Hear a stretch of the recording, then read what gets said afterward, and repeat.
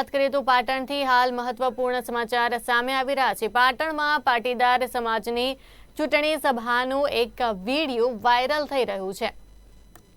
કોંગ્રેસના ઉમેદવાર ચંદનજી ઠાકોરના સમર્થનમાં આ ચૂંટણી સભાનું આયોજન કરવામાં આવ્યું હતું। આ સભામાં પાટીદાર આગેવાનોએ બદલો લેવાના પણ સોગંદ લીધા છે।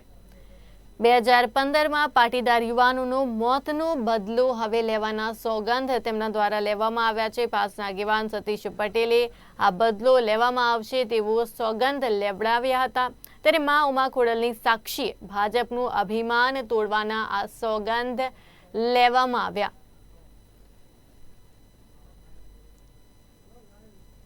તેના અંગે વધુ વિગત સાથે અમારા સંવાદદાતા હિતેન્દ્ર બારોટ લાઈવ જોડાઈ ગયા છે। હિતેન્દ્ર, પાટણમાંથી પણ હવે ભાજપ વિરુદ્ધ સૂર ઉઠી રહ્યો છે। આપણે જાણીએ છીએ કે દરેક જગ્યાએ વિરોધનો સૂર ઉઠ્યો છે અને તેવો જ સમાચાર આ પાટણથી પણ સામે આવે છે કે જ્યાં પણ હવે વિરોધ કરવામાં આવે છે અને પાટીદાર સમાજ દ્વારા વિરોધ કરવામાં આવી રહ્યો છે। ભારતીય જનતા પાર્ટી દ્વારા ભરત ડાભીને ફરી એક વખત પાટણ લોકસભાના ઉમેદવાર બનાવવામાં આવ્યા છે। ત્યારે કોંગ્રેસ પક્ષ દ્વારા ચંદનજી ઠાકોરનો ઉમેદવાર બનાવવામાં આવ્યા છે। ત્યારે વાત કરીએ વર્ષ 2015માં જે પ્રકારે રાજ્યમાં પાટીદાર અનામત આંદોલન થયું હતું એ દરમિયાન ખૂબ મોટી સંખ્યામાં પાટીદાર યુવાનોની ગોળીબારમાં પણ મૃત્યુ પામ્યા હતા। તો સ્વાભાવિક છે કે અત્યારે પણ પાટીદાર સમાજમાં નારાજગી જોવા મળી રહી છે। ત્યારે પાટણમાં આજ ગઈકાલે એક બેઠક થઈ હતી જેમાં પાટીદાર અનામત આંદોલન દરમિયાન જે શહીદો થયા છે એનો બદલો લેવાનો સમય આવી ગયો છે એ પ્રકારનું નિવેદન પણ કરવામાં આવ્યું હતું અને સોગંદ પણ તમામ જે પાટીદાર યુવાનો ઉપસ્થિત હતા એમને લેવડાવવામાં આવ્યા હતા કે આ પાટીદાર અનામત આંદોલનનો બદલો લેવાનો સમય છે। જે માર્યા ગયા છે અને સરકાર દ્વારા યોગ્ય વળતર પણ અપાયું નથી તેનો જવાબ આપવો જોઈએ। એટલે કે આ તમામ લોકો કોંગ્રેસના સમર્થકો હતા। ચંદનજી ઠાકોરના સમર્થનમાં આ બેઠક થઈ હતી અને ચોક્કસપણે પાટણ વિધાનસભાની વાત કરું તો પાટણ વિધાનસભામાં પણ લેઉવા પાટીદાર સમાજની એક નિર્ણાયક મતદારો છે। કારણ કે અત્યારે હાલ કોંગ્રેસના ધારાસભ્ય પણ કિરીટ પટેલ એ પોતે પણ લેઉવા પાટીદાર છે। જ્યારે વાત કરીએ લેઉવા અને પાટીદાર બંને લોકોને કે માં ઉમા ખોડલના સોગંદ જે લેવડાવે છે એ જોવાનું છે કે કેટલું પરિણામદાયક સાબિત થાય છે। કારણ કે આની પહેલાં વાત કરીએ તો ભરતસિંહ ડાભી પોતે પણ ચૂંટણી જીત્યા હતા। આ વખતે ચંદનજી ઠાકોર કે જે વર્ષ 2022માં વિધાનસભા ચૂંટણી લડ્યા તો એ હારી ગયા હતા ને એમને હવે લોકસભાની ટિકિટ આપી છે તો એ જીતવા માટે કેટલા સફળ થાય છે એ જોવાનું છે। એ જ રીતે ભરતસિંહ ડાભીને લઈને વાત કરીએ તો પાટણ લોકસભા મત વિસ્તારમાં કેટલાક લોકો દ્વારા પોસ્ટર પણ વાયરલ કરવામાં આવે છે કે 5 વર્ષથી સાંસદ દેખાતા નહોતા, હવે ચૂંટણી આવી છે એટલે ભરત ડાભી પોતે મળી ગયા છે એ પ્રકારના પોસ્ટર પણ અત્યારે વાયરલ થઈ રહ્યા છે। ચૂંટણી આવે ત્યારે સ્વાભાવિક છે કે એમને રાજકીય વિરોધીઓ હોય એ આ પ્રકારના પ્રચારો પણ કરતા હોય છે। જીતેન્દ્ર, એટલે એક રીતે આપણે વાત કરીએ આ વિરોધની તો જે વિરોધનો સૂર ભાજપ વિરુદ્ધ ઉઠી રહ્યો છે, કારણો અલગ અલગ કહી શકાય, પરંતુ ભાજપના ઉમેદવારોનો વિરોધ ચોક્કસથી ઘણી બધી જગ્યાઓએ સામે આવ્યો છે અને હવે એ પણ વાત સામે આવી કે કોંગ્રેસના ઉમેદવાર ચંદનજી ઠાકોરના સમર્થનમાં ચૂંટણી સભા હતી। એટલે જ્યાં જ્યાં ભાજપના ઉમેદવારોનો વિરોધ થઈ રહ્યો છે, શું લાગે છે વિપક્ષને એનો સીધો ફાયદો થશે ખરી આ ચૂંટણીમાં? દરેક જગ્યાની રાજકીય સ્થિતિ અલગ અલગ હોય છે। એ સાબરકાંઠાની વાત હોય તો સાબરકાંઠામાં ભારતીય જનતા પાર્ટીનો આંતરિક મામલો છે। ભારતીય જનતા પાર્ટીના જે કહી શકાય અલગ અલગ નેતાઓના જે જૂથો છે એ લડી રહ્યા છે। એક જૂથ દ્વારા પોતાનો જે ઉમેદવાર ભીખાજી ડામોર લાવવામાં સફળ રહ્યું તો એનો ઉમેદવારને પાડી દેવામાં પણ ભારતીય જનતા પાર્ટીનું બીજું જૂથ સક્રિય હતું।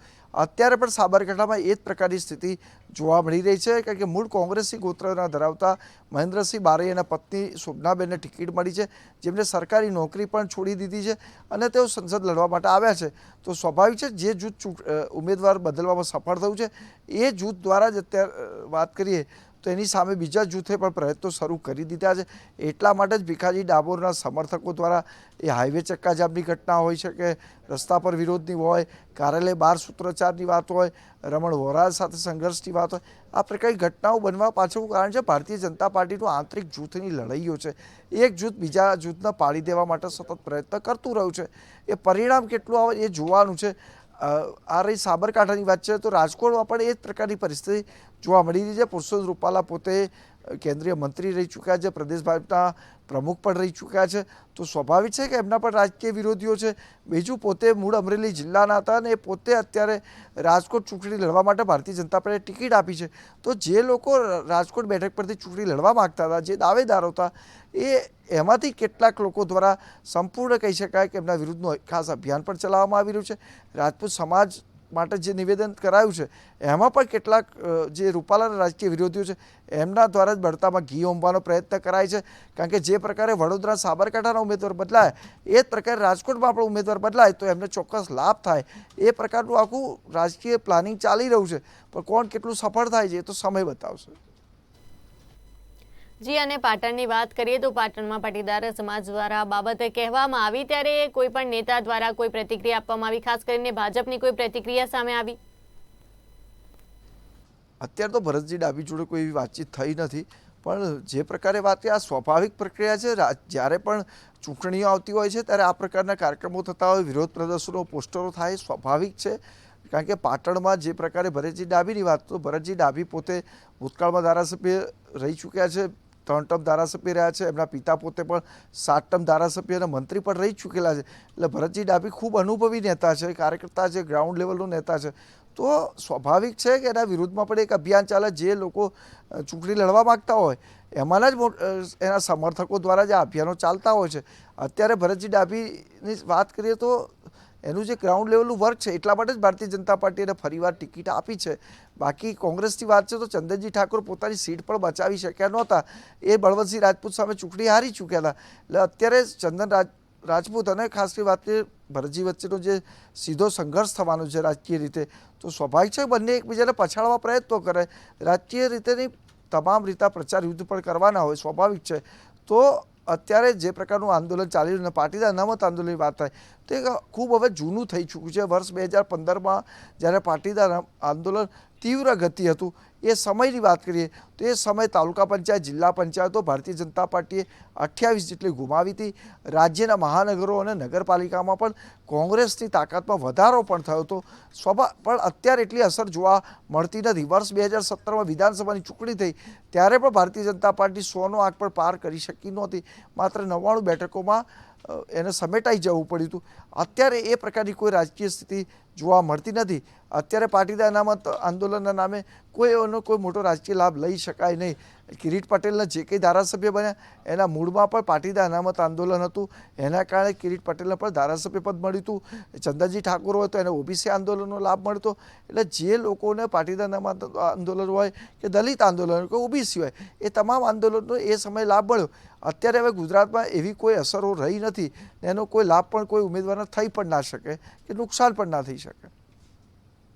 જીતેન્દ્રને સાબરકાંઠાની જે રીતે આપણે વાત કરી કે નવા ઉમેદવાર જાહેર થયા અને વિરોધ યથાવત જોવા મળી રહ્યો છે. વડોદરાની વાત કરીએ તો વડોદરામાં પણ એવું થયું કે બીજી વાર ઉમેદવાર જાહેર કરવામાં આવ્યા. કારણ કે રંજનબેન ભટ્ટનો જે રીતનો વિરોધ થતો હતો, નવા ઉમેદવાર જાહેર કરવામાં આવ્યા. હજુ પણ એમાં વિરોધ જોવા મળી રહ્યો છે. વિખવાદ હજુ પણ નથી શમ્યો. વડોદરાની વાત તો વડોદરામાં ભારતીય જનતા પાર્ટીનું કેટલાક લોકો ઈચ્છતા હતા કે ઉમેદવાર બદલાય. સ્વાભાવિક છે કે એમના દ્વારા જ આખું અભિયાન હાથ ધરવામાં આવ્યું. રંજનબેન ભટ્ટની જે કંઈ તુમાખી ભર્યો સ્વભાવ હશે એ નડ્યો છે એમને. ચોક્કસ કાર્યકર્તાઓ સાથેનું વર્તન એમને નડ્યું છે. બીજું જૂથ ઈચ્છતું નહોતું કે રંજન ભટ્ટ ફરીવાર રિપીટ થાય. એટલા માટે જ એના દ્વારા ખાસ વિશેષ અભિયાન થયું. સોશિયલ મીડિયાની વાત હોય, પોસ્ટર વોરની વાત હોય કે સૂત્રોની વાત હોય, આ તમામ અભિયાનમાં એટલા માટે સફળ થયા. ને એમાં કેટલાક મોટા નેતાઓ પણ ઈચ્છતા હતા કે આ બદલાય. કારણ કે એમના ઇશારે જ ક્યાંક કોઈ રાજીનામું આપવાના નાટકો કર્યા હશે, કોઈ પોસ્ટર વોર કર્યા હશે, તો એ સફળ થયા છે. પણ બધી વખત સફળ થવાતું નથી. કારણ કે અત્યારે નવા ઉમેદવાર વડોદરાના જે જોશી આવ્યા છે, ફરી એકવાર એમની વિરુદ્ધ પણ અભિયાન શરૂ થઈ ચૂક્યું છે. સોશિયલ મીડિયામાં એના વિરુદ્ધ ચેટ વાયરલો પણ થઈ રહી છે. ને અભિયાનમાં કેટલા સફળ થાય એ જોવાનું છે. કારણ કે ભારતીય જનતા પાર્ટી નેતૃત્વ વારે ઘડી કંઈ ઉમેદવારો બદલવાનું નથી એવું નવરું પડે. ખુદ પ્રદેશ ભાજપ પ્રમુખ CR પાટીલ દ્વારા પણ જાહેરાત કરાઈ છે કે માત્ર 2 ઉમેદવાર બદલાય છે, એના વિશેથી વધારે કોઈ બદલાવાના પણ નથી. સાબરકાંઠામાં શોભના બારૈયાનો વિરોધ થાય એ સ્વાભાવિક છે. ભારતીય જનતા પાર્ટીના વફાદાર કાર્યકર્તાઓમાં એ અન્યાયની લાગણી અનુભવાય એ સ્વાભાવિક કાર્ય છે. કારણ કે જે લોકોએ તન મન ધનથી પાર્ટીનું કામ કર્યું હોય, પરિવારને છોડીને કામ કર્યું હોય, સમય આપ્યો હોય, એ લોકોનો અધિકાર પણ છે. ચૂંટણી લડવાનો પણ અધિકાર છે, ટિકિટ માગવાનો પણ અધિકાર છે. કારણ કે મોટાભાગે સાબરકાંઠા બેઠક એ ઠાકોર સમાજને ભારતીય જનતા પાર્ટી દ્વારા ફાળવવામાં આવે છે. એ મહેન્દ્રસિંહ ચૌહાણ હોય, દીપસિંહ રાઠોડ હોય, આ તમામ લોકો જીત્યા છે. ભૂતકાળમાં ભારતીય જનતા પાર્ટી અરવિંદ ત્રિવેદીને પણ 1991માં ટિકિટ આપી હતી, જે રામાયણ સિરિયલના કલાકાર પણ હતા. રાવણનો રોલ ભજવ્યો હતો ને એ પોતે સાંસદ પણ 1991માં. એટલે ગુજરાતની સ્થાપના થયા પછી ભારતીય જનતા પાર્ટી 1991માં પહેલી વખત ત્યાં જીત્યું હતું. કુલ 4 વખત ભારતીય જનતા પાર્ટી સાબરકાંઠામાં જીત્યું છે. એટલે ભારતીય જનતા પાર્ટી માટે સાબરકાંઠા બેઠક એટલા માટે પણ મહત્વની છે કે માત્ર 4 વખત જીત્યું છે, કોંગ્રેસ 11 વખત જીત્યું છે. ત્યારે આ બેઠક જાળવી રાખવા માટે પણ મોટો પડકાર બનવાનો છે. એટલે કાર્યકર્તાઓને બનાવવા પણ પડે ને. ગૃહ રાજ્યમંત્રી હર્ષ સંઘવી પણ ખાસ સાબરકાંઠા પર પહોંચ્યા હતા. એમના દ્વારા પણ સિનિયર કાર્યકર્તાઓના આગેવાનો સાથે પણ બેઠક પણ કરવામાં આવનાર છે. જે દાવેદારો માનવામાં આવતા હતા સાબરકાંઠા બેઠક માટેના, એવા દાવેદારો સાથે પણ બેઠક થશે. એમાં એમને મનાવવાના પ્રયત્નો પણ થશે. એટલે કે ડેમેજ કંટ્રોલ કરવાનો પ્રયાસ થઈ જ રહ્યો છે. રાજકોટમાં પણ એ જ પ્રકારની સ્થિતિ જોવા મળી રહી છે કે રાજપૂત સમાજમાં જે પ્રકારની નારાજગી છે, તો રાજપૂત સમાજના સિનિયર આગેવાન કહી શકાય એવા પૂર્વ ધારાસભ્ય જયરાજસિંહ જાડેજાના નિવાસસ્થાને પણ રાજપૂત સમાજના આગેવાનોની બેઠક મળશે. એમાં પણ રાજપૂત સમાજના આગેવાનો સમજાવવાનો પ્રયત્ન કરશે કે આ જે કંઈ શરત ચૂક થઈ છે, ખુદ પુરુષોત્તમ રૂપાલાએ માફી માંગી છે તો માફ કરવા જોઈએ. પણ ભારતીય જનતા પાર્ટીનું એક જૂથ જ ઈચ્છતું નથી કે પુરુષોત્તમ રૂપાલાને માફ કરવામાં આવે રાજપૂત સમાજના માધ્યમથી. રાજપૂત સમાજના ખભાનો મહત્વ ઉપયોગ કરીને કેવી રીતે ઉમેદવાર બદલી શકાય, કારણ કે પુરુષોત્તમ રૂપાલા મૂળ અમરેલી જિલ્લાના છે. તો એમને અહીંયા રાજકોટમાં જો નેતા બનાવવામાં આવે, સાંસદ બની જાય, તો એમની રાજકોટની રાજકારણમાં દખલગીરી વધી જાય અને બીજા લોકોનું જે કેન્દ્રીય મંત્રી બનવાનું સ્વપ્ન છે એ પણ રોડાઈ જાય અને સાંસદ બનવાનું સ્વપ્ન પણ રોડાય તેમ છે. એટલા માટે જ આખું મિશન ચાલી રહ્યું છે. સ્વાભાવિક છે કે આ આખું મિશન જે છે એમાં કોણ કેટલું સફળ થાય એ જોવાનું છે. ભૂતકાળમાં ભારતીય જનતા પાર્ટી એવા નેતાઓને ટિકિટ પણ ધારાસભ્યની પણ નહોતી આપી. શું એમને લોકસભા આપી શકે છે? કારણ કે અહીંયા જે લોકો દાવેદારો છે એ દાવેદારોને પણ પાર્ટીને ધ્યાનમાં જ છે. એમની સામે પણ એક્શન લેવાઈ શકે. પણ એક ચોક્કસ શક્તિશાળી નેતાઓ દ્વારા જ આખો દોરી સંચાર ચાલી રહ્યો છે, જેની પણ એક તપાસનો વિષય છે. જીતેન્દ્રને હાલ એક મોટા સમાચાર સામે આવ્યા છે કે ડીડી રાજપૂત કે જે કોંગ્રેસના છે તેમણે કોંગ્રેસને રામ રામ કરી દીધા છે. એટલે એનો ઝટકો ગેનીબેન ઠાકોરને વાગી શકે છે, કારણ કે રાજપૂત સમાજના પીઢ અગ્રણી તરીકે તેમની ઓળખ છે, તેવી તેઓ છાપ ધરાવે છે અને હવે તેમણે પણ કોંગ્રેસને રામ રામ કરી દીધા છે. અને એક તરફ આપણે જોઈએ છીએ કે આયાતી ઉમેદવારો જે છે તેમાં ભાજપના કાર્યકરોમાં રોષ પણ જોવા મળી રહ્યો છે. અને હવે ફરી એકવાર આવા જ સમાચાર સામે આવ્યા છે કે વધુ એક નેતાએ કોંગ્રેસને રામ રામ કર્યા હોય. લોકસભાની ચૂંટણી જાહેર થાય તે પહેલાં જ કોંગ્રેસના અનેક લોકો કોંગ્રેસ છોડીને જતા રહ્યા છે. આ નવી ઘટના નથી. ભારતીય જનતા પાર્ટીની અંદર સ્થિતિ બદલાઈ છે. હવે અનેક એવા નેતાઓ છે જે કોંગ્રેસમાંથી આવીને ભારતીય જનતા પાર્ટી સરકારમાં મંત્રી પણ બની ચૂક્યા છે. એ કુંવરજી બાવળિયા હોય, બળવંતસિંહ રાજપૂત હોય, રાઘવજી પટેલ હોય, હળપતિ હોય, કોઈક સાંસદ પણ બની ચૂક્યું છે. તો સ્વાભાવિક છે એ ભારતીય જનતા પાર્ટીમાં સત્તાનો લાભ લેવો હોય કે આર્થિક કોઈ કામો કરાવવા હોય તો સ્વાભાવિક લોકો સત્તા સાથે જોડાવાનું પસંદ કરે. તો બનાસકાંઠાની વાત કરીએ તો બનાસકાંઠામાં ભૂતકાળમાં પૂર્વ ધારાસભ્ય ગોવાભાઈ દેસાઈ કોંગ્રેસ છોડીને ભાજપમાં જોડાઈ ચૂક્યા છે. એ જે ડીસાના ધારાસભ્ય હતા એમના પુત્ર પણ જોડાઈ ચૂક્યા છે. તો એમને એપીએમસીનો લાભ મળ્યો છે. એમને એપીએમસીના ચેરમેન પણ ભારતીય જનતા પાર્ટીએ બનાવ્યા છે. ડીડી રાજપૂતની વાત કરીએ, ડીડી રાજપૂત વર્ષ 2017માં કોંગ્રેસના ઉમેદવાર તરીકે ચૂંટણી લડ્યા હતા. અત્યારે તેઓ ભાજપમાં જોડાવાના છે. તો એના કારણે ભારતીય જનતા પાર્ટીને ચોક્કસ ફાયદો થઈ શકે એમ છે. બનાસકાંઠામાં ક્ષત્રિય વોટ પૈકી ખૂબ મહત્વપૂર્ણ છે, નિર્ણાયક થઈ શકે એમ છે. કારણ કે અત્યારે રેખાબેન ચૌધરી સામે પણ એક આખું અભિયાન ચાલી રહ્યું છે સોશિયલ મીડિયાથી લઈને દરેક જગ્યાએ. એમના હસબન્ડ હિતેશ ચૌધરીને પણ બદનામ કરવાના પ્રયત્નો થઈ રહ્યા છે. તો ભારતીય જનતા પાર્ટી રાજપૂત સમાજના લોકોને પણ પોતાની સાથે રાખવા પ્રયત્ન કરે છે, જેના કારણે ભાજપનો સીધો લાભ થાય. ભારતીય જનતા પાર્ટીનું જે ટાર્ગેટ છે 5 લાખ લીડ પાર કરવાનું, એમાં રાજપૂત પણ ઉપયોગી થઈ શકે છે. જે કોંગ્રેસના કમિટેડ મતદારો છે એને ફેરવવામાં રાજપૂતનો ઉપયોગ થાય, એની ટીમ મદદરૂપ થાય તો રેખાબેન ચૌધરી 5 લાખથી પણ વધુ લીડમાં એ કહી શકાય પાર પાડી શકે. જી, અને એક મોટા સમાચાર અત્યારે એ પણ સામે આવ્યા છે, કારણ કે જે રીતે વિરોધ થઈ રહ્યો છે ઉમેદવારનો સાબરકાંઠામાં, એમાં ભીખાજી ઠાકોરને હવે બોલાવવામાં આવ્યા છે. એક બેઠક ચાલી રહી છે હર્ષ સંઘવી દ્વારા, જે ડેમેજ કંટ્રોલની બેઠક ચાલી રહી છે, એમાં ભીખાજી ઠાકોરને પણ ફોન કરીને બોલાવવામાં આવ્યા છે. તો શું એવું કહી શકાય કે ફરી ઉમેદવાર બદલવાના એંધાણ છે? ભીખાજી ડામોરની વાત કરીએ તો ભીખાજી જે ઠાકોર છે એમને મનાવવાના પાર્ટી દ્વારા પ્રયત્નો કરાયા. એમને CR પાટીલ દ્વારા પણ બેઠક કરવામાં આવી હતી કમલમ ખાતે. બેઠક કરીને એમને મનાવી લેવાનો પ્રયત્ન કર્યો. ભીખાજીએ જાહેરાત પણ કરી હતી કે નરેન્દ્ર મોદી ચૂંટણી લડે છે, એમને અમારું સમર્થન છે. ઉમેદવાર કોઈ પણ હોય એમાં કોઈ ફરક પડતો નથી. પણ જે પ્રકારે એમની નારાજગી હતી, એમના સમર્થકોની નારાજગી હતી, જે રીતે રસ્તા પર લોકો ઉતર્યા હતા, જે રીતે એમને વિરોધ પ્રદર્શન કર્યા છે, તો ચોક્કસ એને મનાવવાનો પ્રયત્ન છે ગૃહ રાજ્યમંત્રી દ્વારા ભીખાજી ડામોર અને જે બીજા અન્ય ઉમેદવારો છે દાવેદારો માનવામાં આવી રહ્યા છે, એમને પણ બોલાવવામાં આવનાર છે. એમને મનાવવાનો પ્રયત્ન કરાશે. કારણ કે હવે ભારતીય જનતા પાર્ટીએ ઉમેદવારો બદલવાનો કોઈ પ્રશ્ન ઉપસ્થિત થતો નથી. ખુદ CR પાટીલ દ્વારા પણ જાહેરાત કરાઈ છે કે હવે પછી કોઈ ઉમેદવાર બેઠકના બદલવાના નથી. તો સ્વાભાવિક છે તમામને મનાવવાના પ્રયત્નો. આ ભારતીય જનતા પાર્ટી માટે કોઈ નવી કસરત નથી. ભારતીય જનતા પાર્ટીને આ પ્રકારનો ચૂંટણીઓ લડવાનો અને મનાવવાનો પણ ખૂબ અનુભવ છે. જી આભાર હિતેન્દ્ર સમગ્ર માહિતી માટે. તો હાલ આ સમાચાર સામે આવ્યા હતા. પહેલા પાટણની વાત કરી, કારણ કે પાટીદાર સમાજની ચૂંટણી સભાનો એક વિડીયો વાયરલ થયો હતો કે જેમણે કોંગ્રેસના ઉમેદવાર ચંદનજી ઠાકોરના સમર્થનમાં આ ચૂંટણી સભા યોજી હતી. અને મોય જો પાટીદારોનો રંગ મોય મળે, સદારામ બાપુના જે ભગત છે ને તો ચંદનસિંહ જ વોટ આપવાના. હું અંતરાત્માથી બોલું તો જો સદારામ બાપુના જે સાચા ભગત હોય ને એ તો ચંદનસિંહ ઠાકોરને જ વોટ આપવું, એ બીજા આપવું જ નહીં.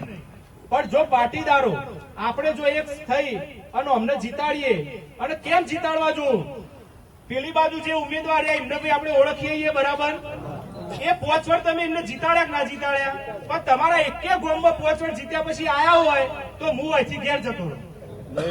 આયા ભાઈ, તમે ગમે તેને પૂછજો, આયા નહીં હોય. પણ ચંદનસિંહ ઠાકોર ગમે તે સામાજિક પ્રસંગ હોય, કોઈના દુઃખ પડ્યું હોય, કોઈનું કોઈ પણ કામ હોય તો ખભે ખભો મિલાઈને આપણે વચ્ચે ઉભા રહ્યા હોય તો આવા ઉમેદવારને આપણે જીતાડવા જોવું ને. તો આજ આપણે સોગન ખાઈને જવાનું હોય તો એક પાટીદાર 100 વોટમાં પરિવર્તન કરે. બોલો મા ઉમા ખોડલની સોગન હાથ ઊંચા કરો ભાઈ. મા ઉમા ખોડલની સોગન ખાઉં છું કે 2015માં અમને જે અમારા ઉપર અત્યાચાર કર્યો હતો એનો હજી અમે બદલો નહીં લઈ શક્યા. પણ આજે 26 અભિમાન તોડી રહ્યા રાજા રાવણની જેમ એ પાટણમાંથી જંગી બહુમતીથી જીતાડી અને લોકસભામાં આપણે ચંદનસિંહ મોકલી અને આપણે બદલો વાળીશું. અને બીજું તો એક પાટીદાર 100 લોકોને સમજાવશે અને 200 વોટનું પરિવર્તન કરશે. એવું આજ માતાજી સદારામ બાપુ, ખોડિયારમાં રોમા પીર, જગત જનની માં ઉમિયા અંબાજી મારી સાક્ષીએ સોગન ખાઈએ ને ભાઈ, અને કરશો ને. બોલો સદારામ બાપાની જય, બોલો રણુજાવાળા રોમા પીરની જય, ભારત માતા કી. તો પાટીદાર સમાજની ચૂંટણી સભાનો આ વિડીયો સામે આવ્યો હતો.